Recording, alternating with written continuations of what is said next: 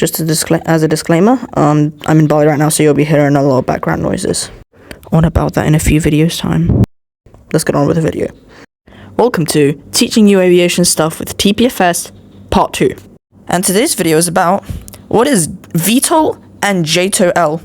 Suggestion by @JackBrewster. Just remember guys, top comment on this video is next week videos.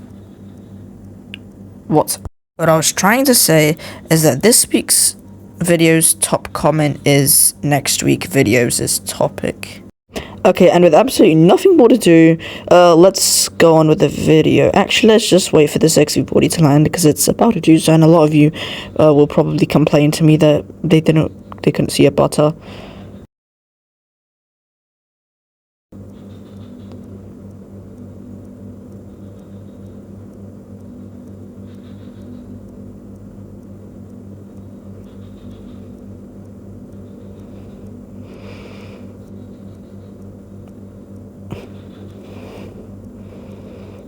Ouch, I felt that. Right, just to clarify, there are two different types of VTOL. One where the wings rotate and the other one using VTOL nozzles. Now, I'm gonna demonstrate the wings turning, like rotating, because TPFS actually allows me to do that. Unlike VTOL nozzles where I'll use a harrier as an example. Oh, and just to clarify, because I quite haven't yet, VTOL stands for vertical takeoff and landing. Okay, got that? Okay, cool. Now to see where Alexander really got the idea of this, of the, wings physically turning, well, we gotta go to the plane's original version of it, the XC-142, and here's a picture of it. The engine diameter expands by about 2 times, and for some reason they're angled. The additional engine diameter essentially allows for more thrust, and more thrust means more lift, and that's just what you need to, yeah, there you go, get this plane off the ground, straight upwards. I don't know what the plane uses to, really allow it to control so well, considering there's such little airspeed, but I'm guessing it would use a gyroscope to do so. After a little Google search, I found out that they actually used differential thrust and propeller pitch to control it, so actually really creative way of doing so. I built a boat in Simple Planes 2, which is propeller powered and actually also uses propeller pitch, so I found that quite creative. Okay guys, the plane over there, let's just become a ballistic missile and just try to hit him. I hope it's that one PS26 from last video, so that I can just, so that I can just hit it without also destroying myself, but I don't know.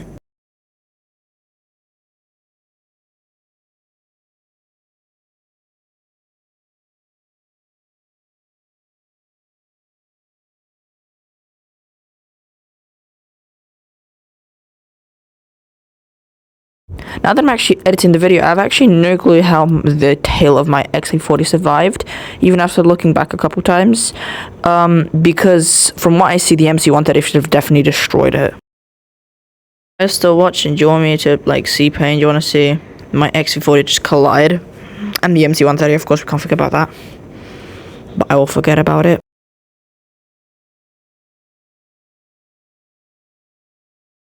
Right now it's time for the Harrier. Now, this is a video, and you can see that there's quite clearly a Harrier there. Now, what is a Harrier? Well, this plane uses VTOL nozzles. I told you I was gonna use the Harrier specifically as an example.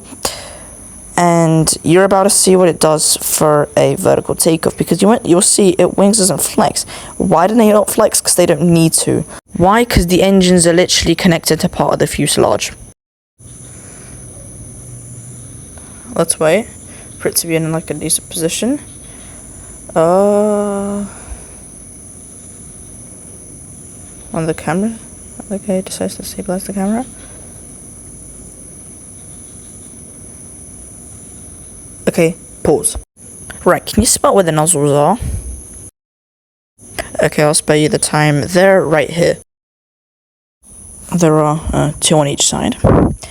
And what they do, they're little mini jet engines which propel the aircraft upwards.